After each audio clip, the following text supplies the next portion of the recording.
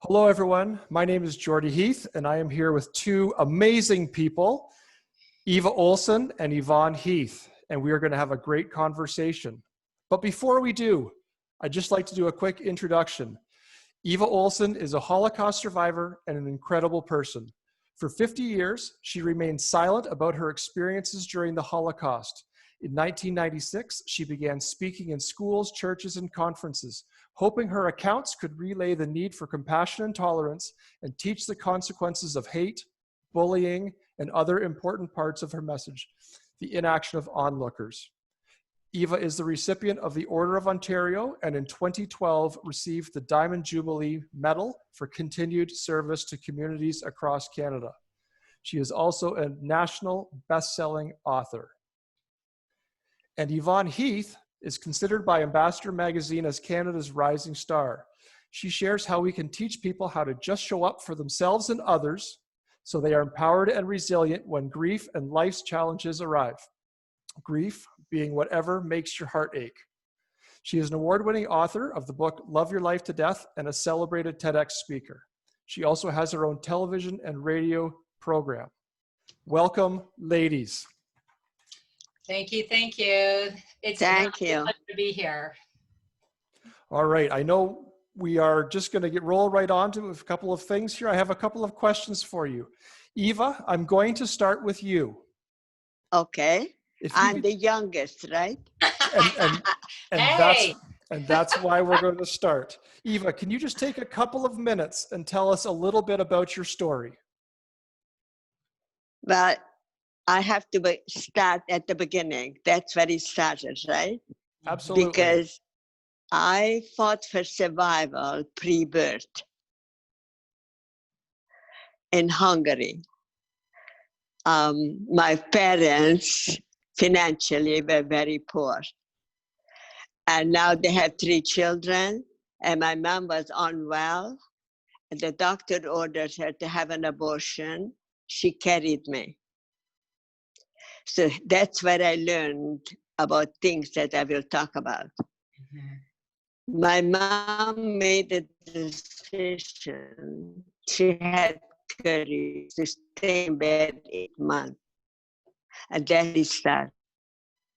Courage, compassion for a human life, and not to give up hope. And that's what I took with me to Auschwitz-Birkenau, 2 slave labor camps in Germany, and Bergen-Belsen, where Anne Frank passed away of the same typhoid fever that I had. So how do you deal with that? One day at a time. To give up would have been very easy. But what kept me is my youngest sister beside me. Because when we arrived in Auschwitz in May 1944, 13 members of my immediate family were murdered. Only my youngest sister and I survived because of age. And we were sent to Germany to work. And her being the youngest of the family of 6 children, those days, the oldest looked after the youngest. And I had a responsibility. I couldn't die. I knew I had to look after her. That's where it began. That is just... But then there were more challenges. Mm-hmm. There wasn't enough for me, actually. I needed to endure more challenges. But there was a lot of blessings as well. Coming to Canada is one of the greatest things, to be a Canadian. I'm blessed. That's such a powerful... After 5 years of marriage, pardon? I was going to say that's... After 5 years... Go ahead. After 5 years of marriage, I carried twins. My daughter died 6 hours before my son was born. But then I had to focus on the one I had, not on the one I lost. 10 years later, I buried his father before he turned 38.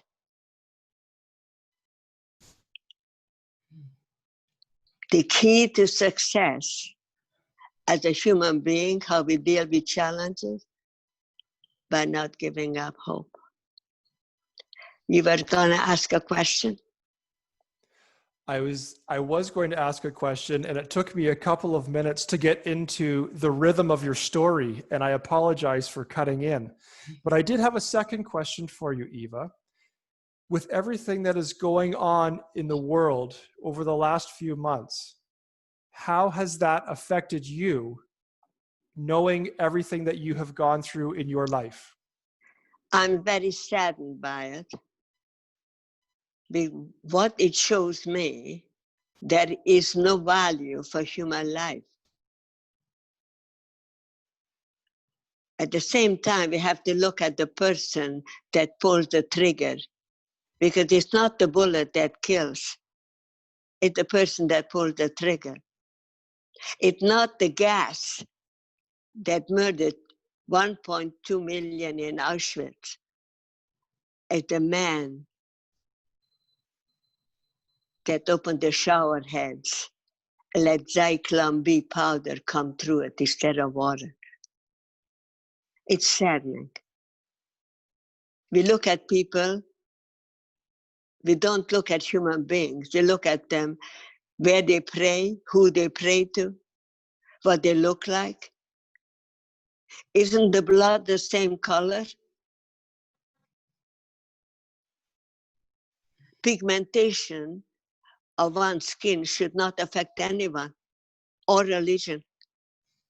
The only thing affects every one of us is the attitude, not religion, color, or culture. It's attitude.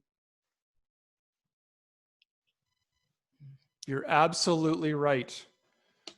And with all of your experiences, how have those past experiences helped you to navigate these difficult times? By not giving up hope that someday we, all of us, parents, young people, will take the time to pass on what's important. Love, compassion, never rejection or hate, never.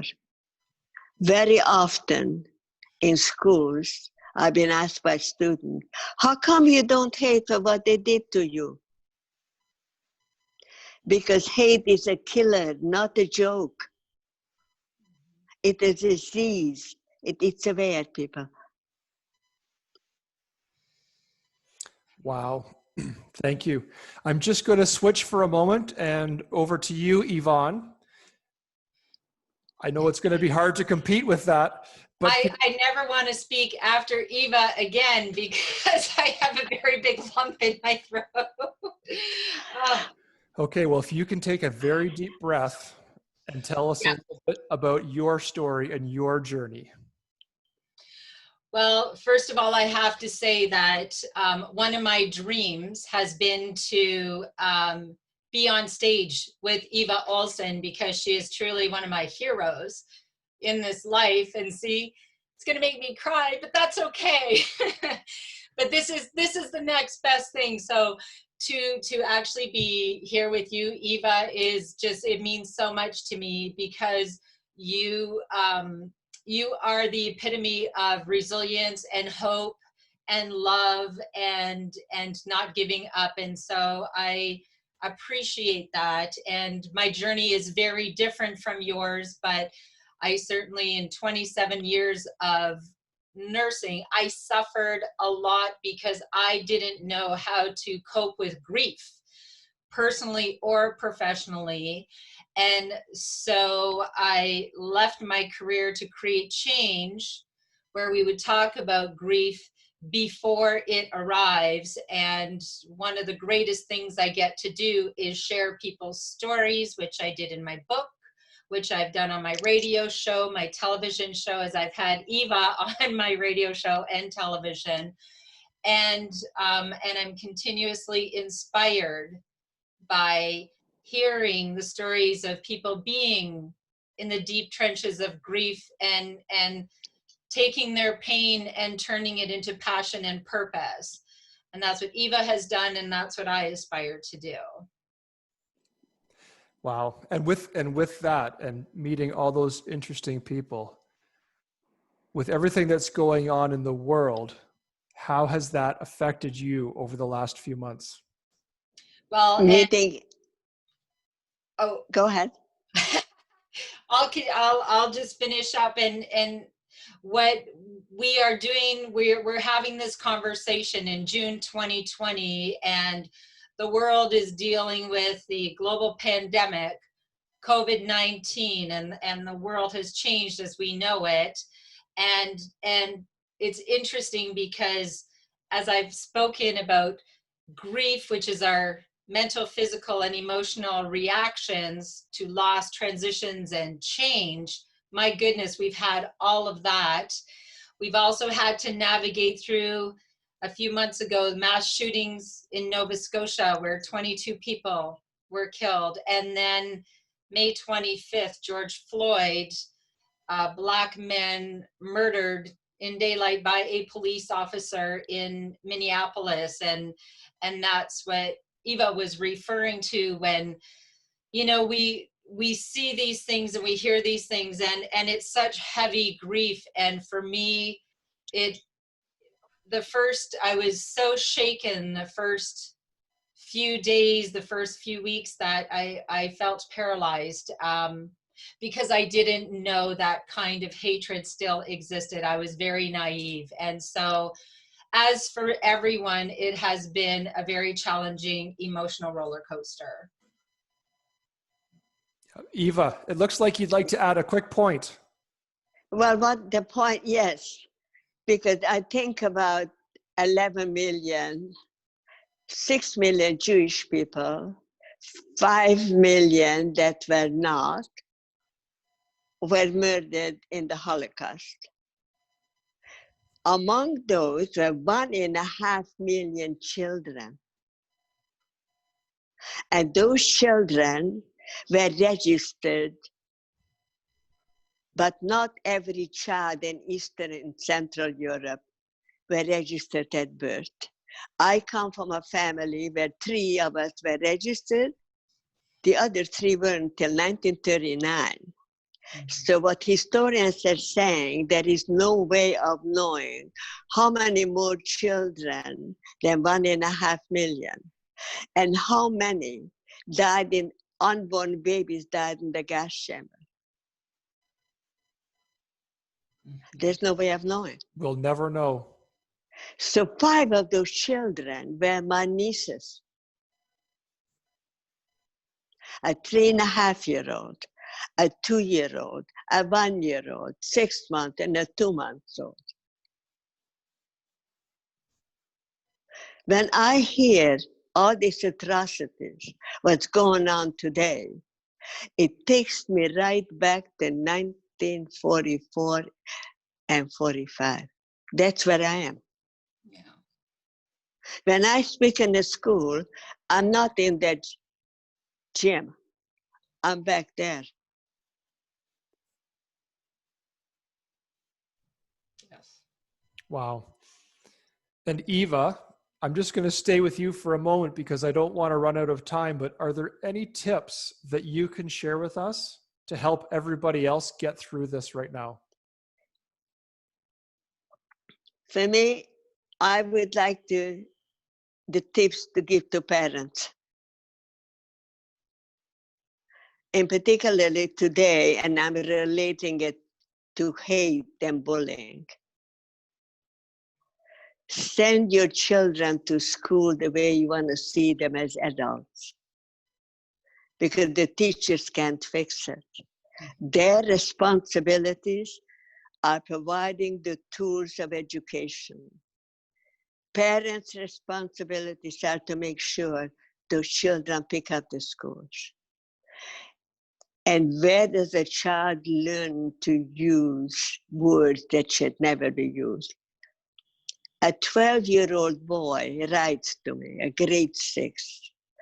I'm asking them to eliminate hate. And he tells me in his letter, my mom always yells and she said, I hate when I do this or whatever. Please. It's for your best interest, not just for your child, for the future generation. We must help each other to eliminate hate. Love is the answer, not hate or rejection. Acceptance. It's not about the capital I. It's not about me. It's about we. Mhm. To embrace we as one people, one universe. That's such an important message. Anything else? Keep well. Be safe. Yes, thank you. Yvonne, it's hard to follow, but is there anything that you would like to add in closing? Well, we have to remember that there is only one race, the human race, right? Regardless of age, skin color, sexual orientation, ability, disability, we all have value and we all matter. And what matters is we have to show up for ourselves first, and we have to just show up for each other. And we can get through this, as Eva said, together. And love and gratitude and just showing up for each other is the way. Right? Yes, I agree. Absolutely. Yeah. No other way. Yeah. We have to be there for each other. It's To. interesting. I just want to add this because it's in here and in here. Helping myself in Bergen-Belsen, worrying about my sister and saying, I cannot die here. Who's going to look after her? By just doing that, I helped myself because I took my mind off myself, worrying about her. And that's what needs to happen in a community. Care for each other and we eliminate some of the stress. Absolutely. I couldn't agree more. Yeah, and when we just show up for others, we step out of our own grief, our own challenges, and it helps us to heal as well, right? Absolutely, yes, absolutely. Yep. It helps us to heal, to care for others, and we can do better together. We can do better, right? Well, after I lost Rudy, and Jan was 10 years of age, she was in school now, and I drove people around to Sunnybrook Hospital, wherever they needed to go. Some of my friends, they didn't have cars, and I got my mind off myself. Mm-hmm. I used to go to Thornhill, to a center for disabled and sick people that would never come out of there, the Comer House. A friend asked me, she was from Finland. She needed to go away for a week, just to have a break. And her husband was Polish. She met him in Sweden at the Polish embassy. So she said to me, when you go, take rye bread with salami. And when Marianne came back, she said, what were you and Janek talk about? All he talks about is Eva. I said, we talked about cars. Mm-hmm. He lost his legs to gangrene. Wow. And he loved cars. I said, well, I wasn't there to talk about me. It was there for me to take his mind off his issues. Yes. Yes. Can I just add one thing that Eva, in all the things that are going on in the world, with the pandemic and the anti-Black systemic racism and everything that we are going through, to surround myself with people that give me hope for better. You are truly at the top of that list, because with everything that you have been through, if you can continue to share a message of hope and love and gratitude, that gives the rest of us courage to do that. So I thank you for being just the most beautiful soul, and for taking your pain and turning it into passion and purpose and helping others. You are truly Thank you. Thank you. Well, I appreciate what you are doing, both of you. And also because you passing down a legacy to your two children. Yes. Yes. And that's what you are giving now to others. It's what they're going to take with them. Yes. Yes. And our older son as well, who lives in Kelowna, we still share this same message, right? Fantastic. Just show up for others and just show up for yourself. We all have value. We all matter, and we can make a difference together. Absolutely. Yeah. Right. Thank you. Thank you, Eva. I just love you so much. Thank you. Same here. Thank you. God bless you all and keep you well. Thank you. Thank you. Bye for now. This has been a wonderful. This has been a wonderful conversation with Yvonne Heath and Eva Olsson. I'm sure it is not going to be the last, so stay tuned. And as we will be meeting again, we will be sharing our message with you. Thanks for joining us. Bye for now.